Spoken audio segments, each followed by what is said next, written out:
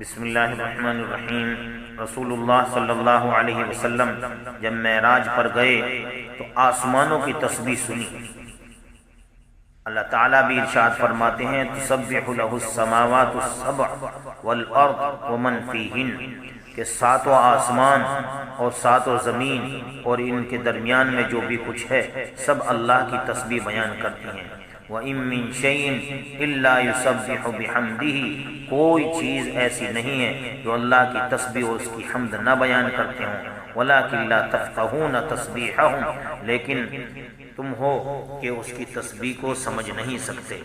تو معلوم یہ ہوا کہ ہماری سمجھ میں آئے یا نہ آئے ہر چیز اللہ کی تسبیح بیان کرتی ہے۔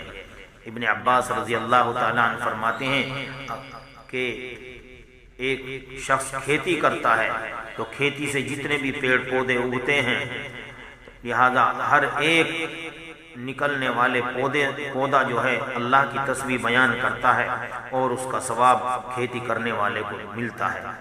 ہر گیا ہے کہ الزمین گوید، ہر گیا ہے کہ الزمین گوید وحدہ لا شریک لہ گوید، یہ تو زبان حال سے کہتا ہے۔ ہر نکلنے والا پودا کوپل ایک ہوتی ہے اور وہ یہ کہتا ہے کہ اس کا پیدا کرنے والا صرف ایک ہے، صرف ایک ہے، جس کا کوئی شریک اور ساجی نہیں ہے۔ لہذا رسول اکرم صلی اللہ علیہ وسلم کا ایسی قوم پر گزر ہوا کہ جو اپنی سواریوں کو کرسی بنائے ہوئے بیٹھے تھے۔ رسول اللہ صلی اللہ علیہ وسلم نے کہا ان پر بیٹھنا، کھڑے ہونا، انہیں ممبر بنانا جائز نہیں ہے، اس لیے کہ بہت سی سوار سے بھی افضل ہوتی ہیں، وہ اللہ تعالیٰ کا اس سے بھی زیادہ ذکر کرتی ہیں۔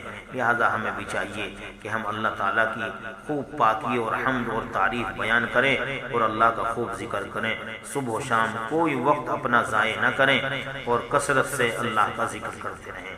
اللہ تعالیٰ ہمیں عمل کی توفیق عطا فرمائے۔